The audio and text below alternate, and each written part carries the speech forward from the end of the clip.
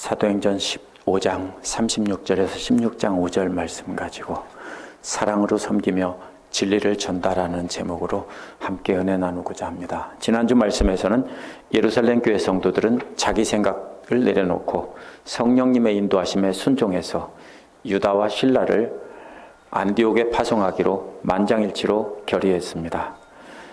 베드로와 야고보의 말을 듣고 하나님의 뜻이라는 것이 분명했기 때문입니다.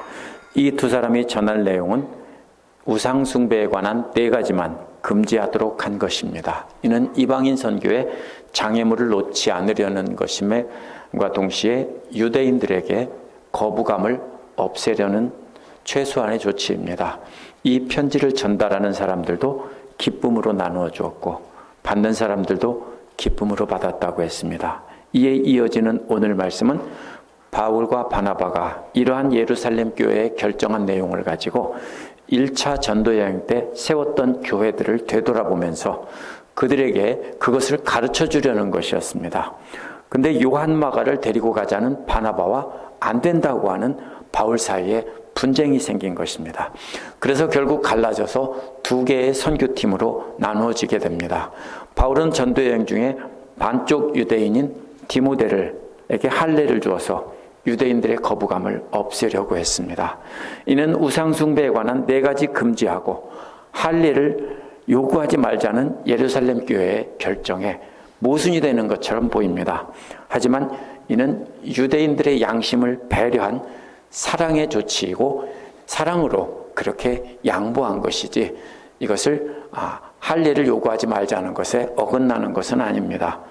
이 말씀을 보면서 우리는 어떻게 사랑으로 모든 사람들을 섬기며 우리가 양보하고 진리의 복음을 전달할 수 있을지 알아보도록 하겠습니다. 36절에서 41절은 2개의 선교팀으로 이렇게 갈라진 내용입니다. 36절은 며칠 뒤에라는 말로 시작하는데요. 이는 3, 4일이나 5, 6일 뒤에가 아닙니다. 상당한 어떤 시간이 어떤 날들이 흐른 뒤에라는 뜻이기 때문입니다. 바울과 바나바는 상당한 시간 동안 오랫동안 안디옥에서 제자들을 가르치고 복음을 전한 것입니다. 그 뒤에 바울이 이제 다 가르치고 이제 안디옥 교회 성도들은 다 가르쳤으니까 우리가 주님의 말씀을 전파한 다른 도시들에게 가서 형제들이 어떠한지 살펴보자고 제안한 것입니다. 혹시 그들 중에 또 할례를 강조하는 사람이 들어와서 어떻게 흔들어 놓지 않았는지 이 말씀을 가지고 그들을 다시 한번 가르쳐 주자라고 한 것입니다. 처음에 전도하다가 바울은 그 지역에서 돌에 맞아 죽을 뻔했습니다. 그 다음에 되돌아가서 믿음을 굳세게 하고 믿음을 지키라고 권면했는데 그때 초점은 하나님 나라에 들어가려면 많은 환난을 겪어야 된다는 겁니다. 누구처럼요? 바울 자신처럼 모두 그렇게 환난을 견뎌내야 한다는 것입니다. 그런데 이번에 가서 전하려고 하는 것은 예루살렘 교회에서 결정한 내용이 그 중심입니다. 이방인들에게 할례와 율법을 강조하지 말고 꼭 필요한 4가지만 지키게 해서 유대인과 이방인 사이에 어떤 불화가 없도록 하자라고 가르치려는 것이었습니다.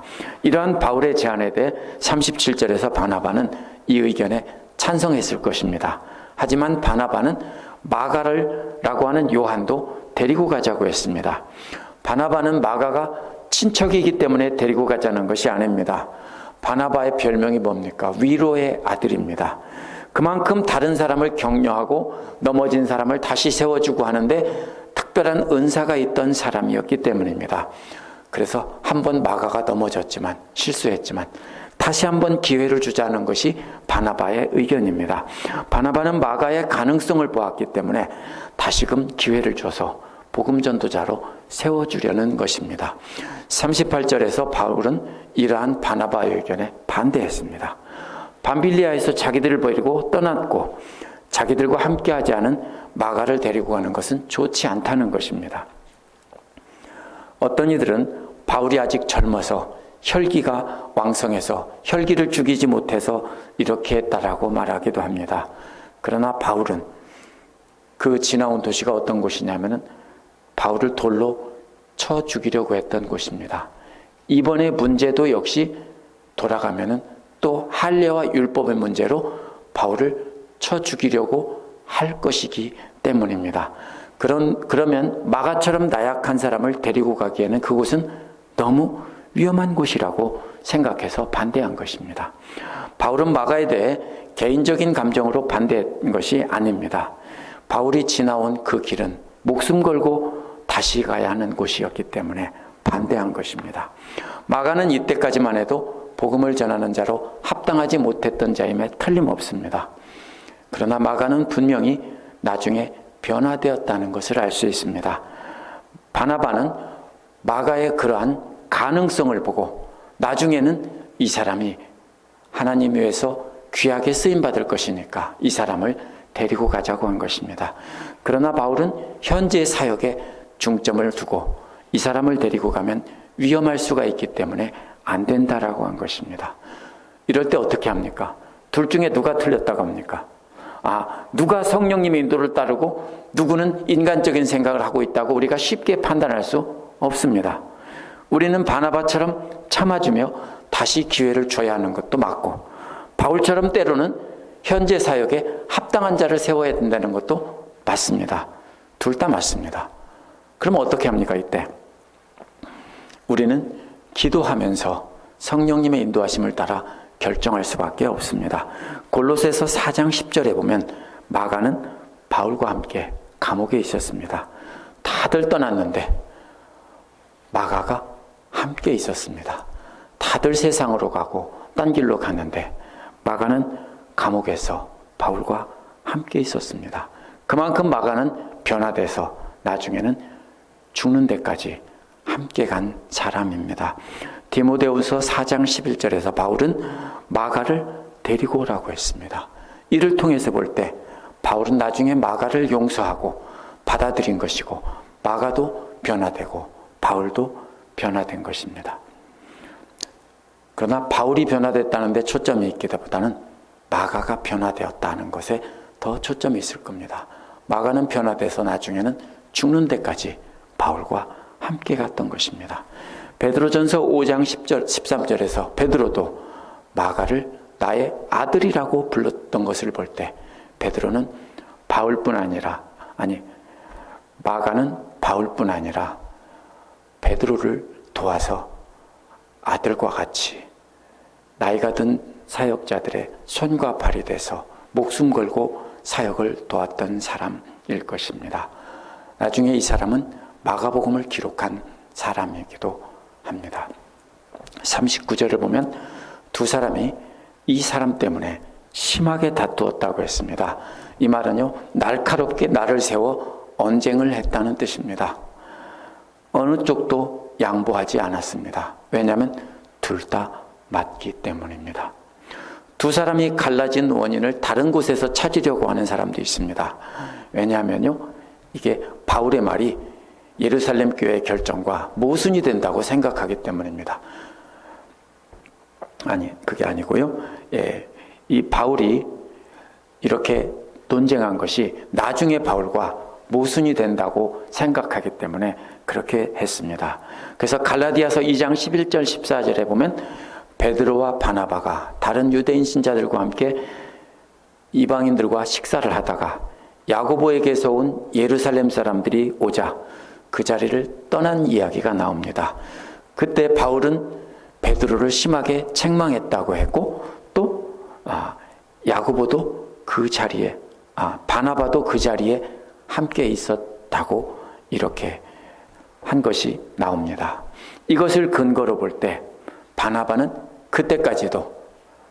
그때 이방인에 대한 태도가 분명하지 못했다라고 주장을 합니다.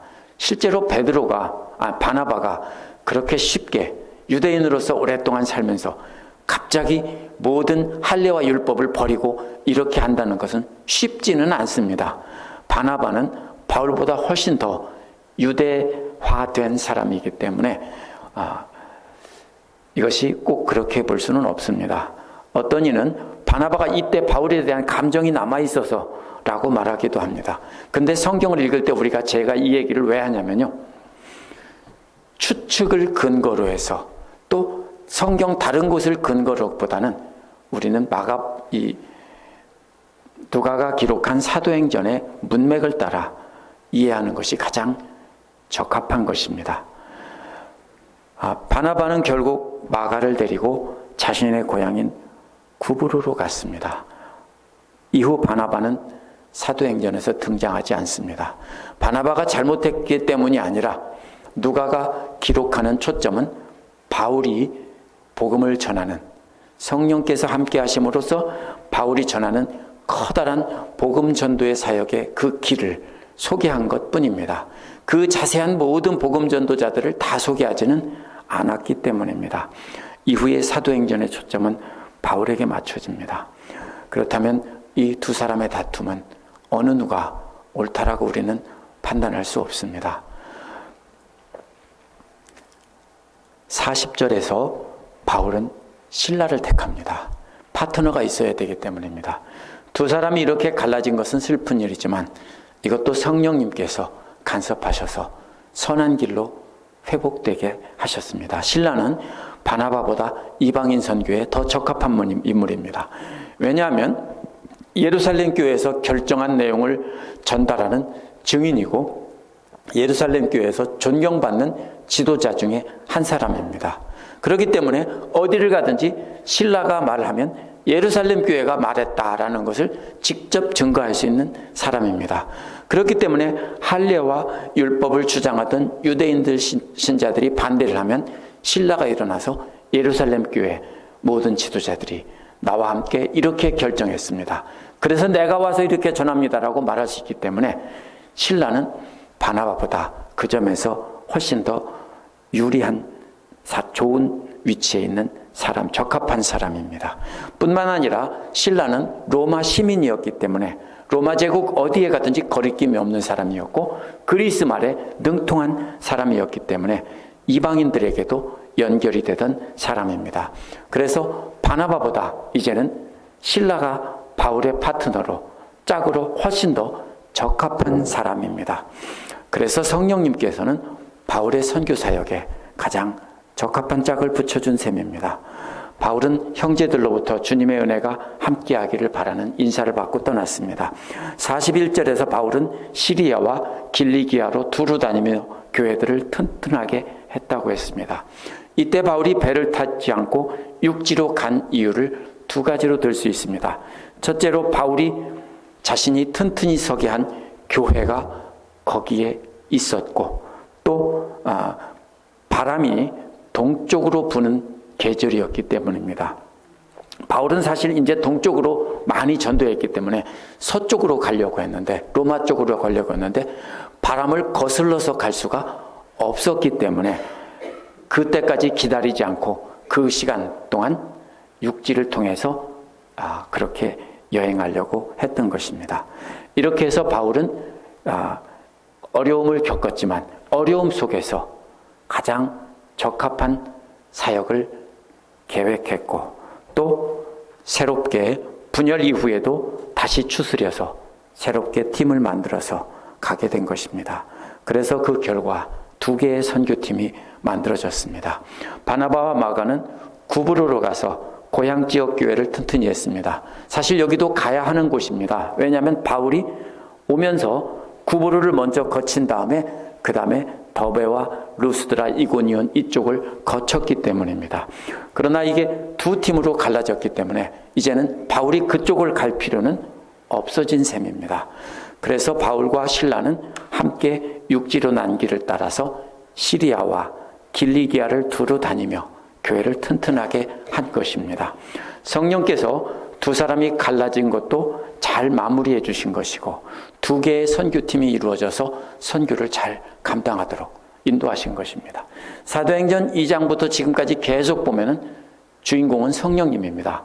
성령님께서 계속 주도하셔서 선교를 이끌어가고 계신다는 것입니다.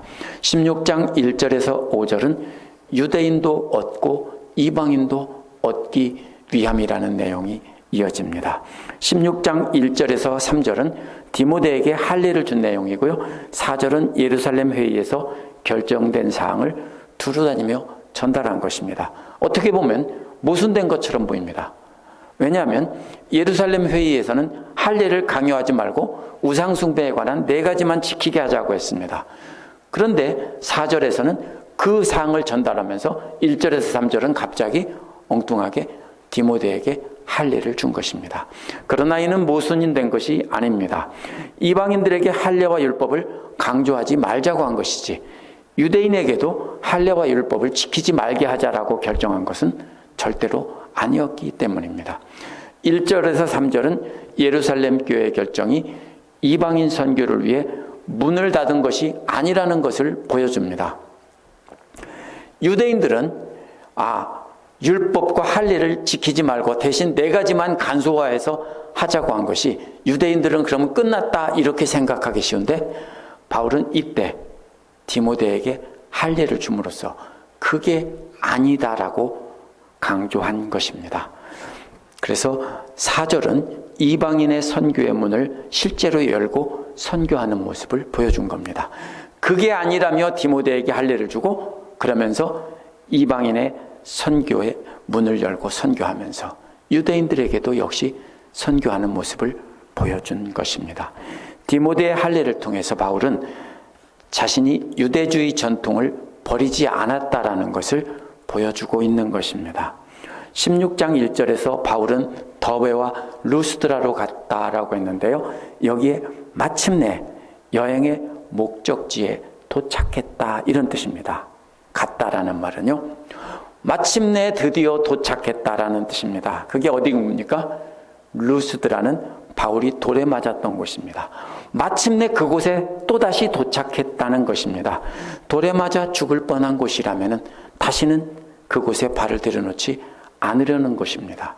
그런데 바울은 또다시 마침내 그곳에 도착했다 이런 뜻입니다.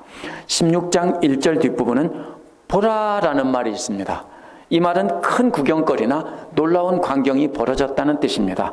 사도행전에서 주로 하나님의 능력이 나타날 때 쓴 말입니다. 그곳에서 바울은 디모데라는 제자 하나를 발견했다는 것입니다. 보라! 디모데라는 제자를 발견했다. 이게 얼마나 참 적절한 시기에 발견한 것인가 이런 뜻입니다. 이방인에게 할례를 강요하지 말라고 결정한 예루살렘 회의의 결정사항과 관련해서 놀라운 하나님의 뜻을 발견했다는 뜻입니다.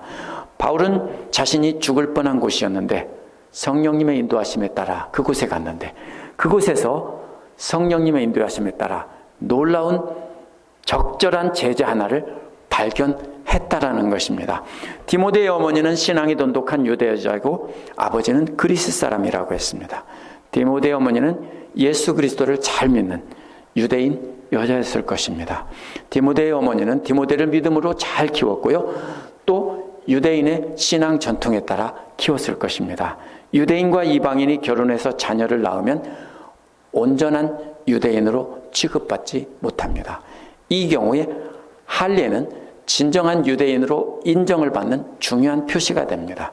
사실 유대인이라는 표시는 혈통으로서가 아니라 할례를 받고 율법을 지킴으로써 주로 이루어지는 것이기 때문에 디모데가 할례를 받는다면 디모데는 어머니도 유대인이고 유대교 신앙을 철저히 지키는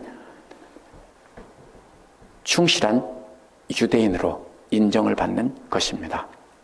그러므로 디모데는 유대인과 이방인의 양쪽에서 모두에게 다리를 놓을 수 있는 매우 중요한 사람 하나를 발견했다라는 것입니다.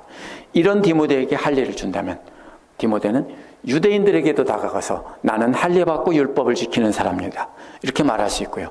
이방인들에게는 우리 아버지도 헬라 사람입니다. 라고 말하면서 그리스 말로 복음을 전할 수 있는 사람인 것입니다. 바울은 이렇게 중요한 시기에 디모데를 만난 것이 하나님의 놀라운 능력이고 은혜라는 것을 말하려는 것입니다. 성령께서 바울의 사역을 돕는 귀한 사람을 만나게 하셨다. 그래서 보라, 놀라운 제자, 딱 맞는 제자 하나를 만나게 하셨다라는 뜻입니다.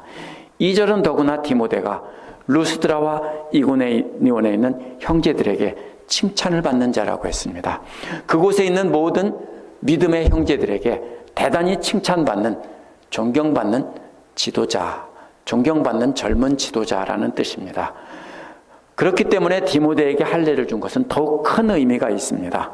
3절은 바울이 디모데와 함께 다니기를 원했다는 것입니다. 그렇기 때문에 바울은 루스드라와 이고니온에 있는 유대인들을 생각해서 디모데에게 할례를 줬다는 겁니다. 디모데로 하여금 그 지역에 사는 유대인들에게 예수 그리스도를 증거하게 하려고 할례를 받게 한 것입니다. 만약 그렇지 않으면 이 할례를 금하게 받지 말게 한 그 결정이 논쟁에서 끝나고 논쟁에서 이겼다고 해서 그 싸움이 끝난 것은 아니기 때문입니다. 그런데 디모데가 할례를 받고 이렇게 나서면은 또 그들에게 한 걸음 접어주고 양보하는 모습이 되는 것이고, 그렇다면 유대인들에게는 율법을 지키고 할례를 여전히 강조하는 것이지만 이방인들에게만 이렇게 하자라는 것을 알려주는 것이기 때문에 유대인 선교와 이방인 선교 양쪽에 장애물을 없애는 결과가 된 것입니다. 그래서 더 나아가서 지중해 연안에 있는 유대인 회당에 가서 증거하게 하려고 디모데를 할례받게 한 것입니다. 왜냐하면 그 지역 사람들은 디모데가 그 아버지가 그리스 사람이라는 것을 다 알고 있었기 때문입니다.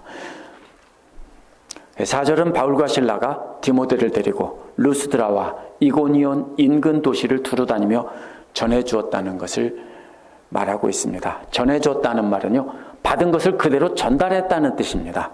뭘 받았습니까? 예루살렘 교회에서 받은 편지, 그 회의 내용을 그대로 전달했다는 것입니다. 단순히 전달한 것이 아니라 또 한마디가 더 붙어 있습니다. 지키도록 전달했다는 것입니다. 그렇다면 말로만 전달하고 끝난 것이 아니라 어떻게 지킬 것인지 구체적으로 가르쳤다는 것입니다. 전달은 누가 했을까요? 증인이 해야 됩니다. 그러면 예루살렘 교회에서 파송된 실라가 전달했을 것이고, 지키게 하는 것은 바울이 했을 것입니다. 그 자세한 내용을 설명하고 가르치는 것은 바울이 해서 지키도록 구체적으로 알려주었을 것입니다. 실라는 예루살렘 교회 대표로 파송한 된 사람이기 때문에 그 규정들을 예루살렘 교회를 대표해서 그대로 전해주었고요. 바울은 실라가 전한 내용을 성경적인 근거를 들어서 구체적으로 가르쳤을 것입니다. 디모데는 그러한 4가지 지침이 이방인들에게 전도하기 위한 것이지 유대인들에게 장애물이 되게 하려고 한 것은 아니라는 것을 이렇게 자신의 할례를 근거로 이야기했을 것입니다. 이 모두가 한 팀이 되었기에 이방인들에게 뿐만 아니라 유대인들에게도 반감을 사지 않고 복음이 전파되게 한 것입니다.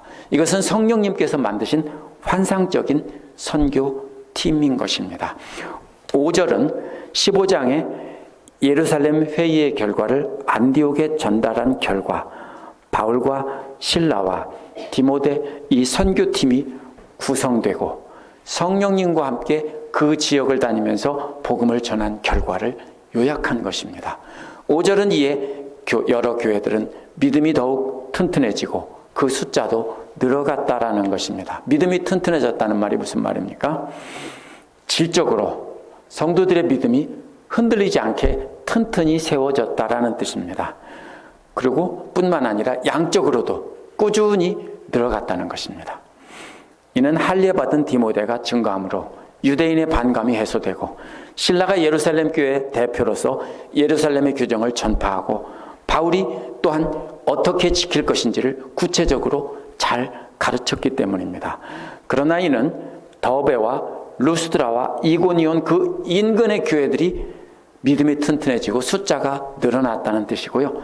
아직 다른 지역으로 복음이 퍼져나간 것은 아닙니다. 오늘 말씀에서 우리가 그러면 정리해 봐야 될 것은 바울과 바나바가 심하게 다툰 끝에 갈라진 것입니다. 이것이 어떻게 우리에게 교훈이 될 수 있습니까? 하나님은 이를 통해서 두 쌍의 선교팀이 만들어지게 했습니다. 그러면 이렇게 생각할 수 있습니다. 교회가 분열된 것은 그러면 잘된 일이네. 그럼 우리가 싸워서 분열되게 한 것은 성령님께서 역사하시게 하신 일이네, 이렇게 말할 수 없습니다. 교회가 다투고 갈라지는 것을 인간들의 잘못이고요, 그것을 하는 구실로 이것을 사용할 수 없습니다.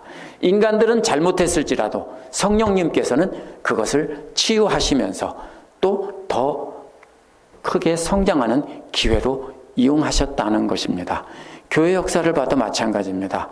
교회가 갈라지고 개톨릭 교회와 동로마 교회와 소로마 교회가 갈라졌을 때나, 또 개톨릭과 프로테스탄트가 갈라졌을 때나, 여러 교단들이 갈라졌을 때 그것을 통해서 교회가 더 성장하고 바르게 커가고 이렇게 되도록 성령님께서는 계속 인도해 주신 것입니다. 그렇다고 우리는 이를 통해서 그러면 우리는 더욱 분열되게 하자, 우리 고집대로 계속 나가자, 이렇게 해서는 안 됩니다. 그것은 우리의 잘못을 성령님께서 설거지해 주셨다는 내용으로 이해해야지 그것이 잘 됐다라고 할 수는 없는 것입니다. 오늘 말씀에 나타난 것은 성령님께서 주도하셔서 이끌어 가신 것입니다. 사람들은 때로는 잘못하고 싸우기도 하지만 성령님께서 주도하셔서 설거지해 주시고 치유해 주시고 주도하셔서 최적의 사람들을 새로 채워주시고 함께 복음 전할 수 있게 해주셨다라는 것입니다. 그렇게 성령님께서 주도하신 선교팀으로 인해서 교회가 튼튼히 서고 그 숫자도 늘어나게 하셨다는 겁니다. 그렇다면 오늘 우리가 이 말씀 가지고 우리도 싸우자, 열심히 싸우자 해서는 안 됩니다. 우리는 싸워서 갈라졌을 때라도 성령님께서는 그 상처를 치료해 주시고 더 좋은 길로 계속해서 인도해 가신다는 것을 우리가 믿음의 눈으로 바라봐야 합니다. 그러므로 우리도 역시 가장 좋은 사람을 만나고 가장 좋은 사람들과 함께 우리 교회를 이루어가면서 어떻게 하면 더 많은 사람들에게, 우리가 다가가지 못하는 사람들에게 다가가서 복음을 전할 것인가, 이것을 위해서 우리는 계속해서 기도해야 할 것입니다. 이렇게 된 것은요, 숫자가 늘어나고 크게 믿음이 튼튼하게 된 것은 또한 유대인과 이방인 모두를 배려했기 때문이라는 것을 알아야 합니다. 교회 밖으로는 이방인들에게 율법과 할례를 요구하지 않았기 때문에 이방인들 선교가 막히지 않게 된 것입니다. 또 교회 밖에 있던 유대인들에게는 디모데에게 할례를 줘서 복음을 증거하게 해서 유대인들이 반감을 갖지 않도록 한 것입니다. 또 교회 안으로는 대다수를 차지했던 유대인들의 신앙 양심을 배려해서 최소한 우상 숭배에 관한 4가지, 유대인들이 극도로 꺼리는 것만큼은 저들이 하지 않도록 하자, 이렇게 해서 이 서로 교회 밖에 있는 두 종류의 사람과 교회 안쪽에 있는 사람 모두를 이렇게 배려한 것입니다. 존 스타트는 이러한 예루살렘 교회의 회의가 이중적인 승리를 거뒀다, 이렇게 설명합니다. 첫 번째 승리는 은혜의 복음을 이방인들에게 전하는 진리의 승리라는 것입니다. 그래서 진리의 복음을 전하는 일에는 양보하지 않고 그대로 진리를 지킨 것이 승리라는 것입니다. 또 다른 승리는 유대인들의 양심의 가책을 받지 않도록 이방인 성도들이 양보하게 해서 서로 함께 교제할 수 있도록 한 것이 두 번째 승리라고 말합니다. 그래서 존 스타트는 말하기를 바울은 믿음에서는 강하고 사랑에서는 부드러웠다, 이렇게 설명합니다. 우리도 마찬가지입니다. 진리를 지키는 믿음에 있어서는 우리는 분명해야 합니다. 그러나 사랑의 문제에 있어서는 우리는 한없이 부드러워야 합니다. 우리 역시 믿음의 문제에 있어서는 강해야 합니다. 예수 그리스도를 믿음으로 구원받는 믿음의 본질에 관해서는 절대로 양보할 수 없습니다. 양보해서도 안 됩니다. 이러한 구원의 은혜에 대해서 다른 어떤 것을 더해도 안 됩니다. 이 문제가 뭐였냐면요, 예수를 믿으면 구원받는다는 것을 부정한 것이 아니라 예수를 믿고 또 거기에다가 율법도 지켜야 된다, 예수를 믿고 또 방언도 받아야 된다, 또 예수를 믿고 다른 어떠한 은사도 받아야 되고 선행을 베풀어야 되고 자선도 많이 베풀어야 된다, 이렇게 플러스 알파를 한 것이 문제였습니다. 그렇다면 우리는 분명히 거부해야 될 것을 예수 그리스도를 믿는 믿음 외에 다른 어떤 것도 거기에다가 플러스 알파를 해서 그래야 구원받는다고 말하면 안 됩니다. 이거는 절대로 양보할 수 없습니다. 우리도 역시 이 문제에 관해서는 분명하고 단호해야 합니다. 그러나 이 말은 잘못 생각하면 믿는다고 말만 하면 다른 아무것도 안 해도 된다, 이런 뜻이라고 이해해서는 안 됩니다. 그렇게 말하는 사람들이 누구냐면요, 우리가 구원파라고 하는 이단입니다. 믿음으로 구원받는 것이고 전적으로 하나님의 은혜지만 그 다음에 구원받는 자의 책임은 하나님 기뻐하시는 삶을 살아야 되는 것입니다. 우리가 하나님을 기쁘게 해서 구원받는 게 아니라 구원을 받았으니까 우리는 하나님을 기쁘게 하는 삶을 살아야 하는 것입니다. 그리고 예수 그리스도께서 앞서가신 십자가의 길을 따라가야 하는 것입니다. 그렇지 않다면 믿는다고 한 말 자체가 죄송하지만 진심이라고 말할 수가 없습니다. 이처럼 예수 그리스도를 믿음으로 하나님께서 구원의 은혜를 주신다는 것은 절대로 양보할 수 없습니다. 하지만 문제가 있습니다. 진리의 문제가 아닌 사랑의 문제에 있어서는 한없이 양보해야 된다는 겁니다. 근데 이 진리가 아닌 사랑의 문제를 가지고 그것이 정통이고 보수인 것처럼 막 싸우면서 잘라내고 거부하고 이렇게 하면서 다 멀리하는 경우가 있습니다. 그렇기 때문에 바울은 고린도전서 8장 12절에서 우상에게 바쳤던 제물에 관해서는 우상이 아무것도 아니기 때문에 자신은 먹을 수 있다라고 합니다. 그런데 믿음이 연약한 사람들은 그거 먹으면 큰일 난다고 생각하는 사람들이 있기 때문에 자기는 평생 안 먹겠다라고 했습니다. 이것은 무슨 문제입니까? 진리의 문제가 아니라 사랑의 문제입니다. 사람들은 그것이 진리의 문제라고 그래요. 왜? 율법을 지키고 안 지키고 또 믿음으로 구원받는 거지 율법을 지켜서 구원받는 게 아니다. 맞죠? 그러나 이것은 진리의 문제가 아니라 믿음이 연약한 사람을 배려한 사랑의 문제인 것입니다. 그러면 우리도 고기 안 먹는다고 되는 게 아니라 우리가 사랑으로 양보해야 될 것이 무엇인가 생각해야 됩니다. 혹시 우리가 진리라고 생각하면서 싸우고 있는 것이 혹시 사랑의 문제는 아닌지 우리도 역시 생각해 봐야 됩니다.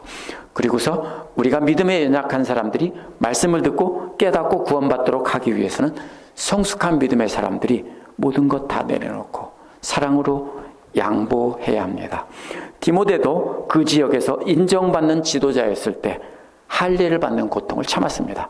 사실 디모데는 할례가 필요 없는 사람입니다. 이미 예수 그리스도를 믿고 구원받은 사람이고 더구나 아버지는 이방인이고 어머니로부터 유대교 신앙을 다 배웠고 믿음으로 자란 사람이기 때문에 더 이상 할례는 필요 없습니다.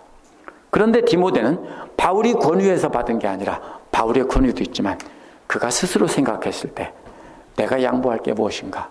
까짓거 내가 좀 아파서 할례는 중요하지 않지만 내가 할례 받고 고통을 좀 겪어서 그 사람들에게 복음을 전할 수 있다면 기꺼이 받겠다.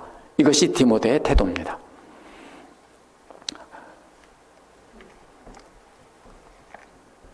우리 역시 우리 생각에는 필요 없는 행동이지만 형제를 믿음으로 이끌기 위해서는 우리가 참고 고통을 견딜 줄 알아야 합니다.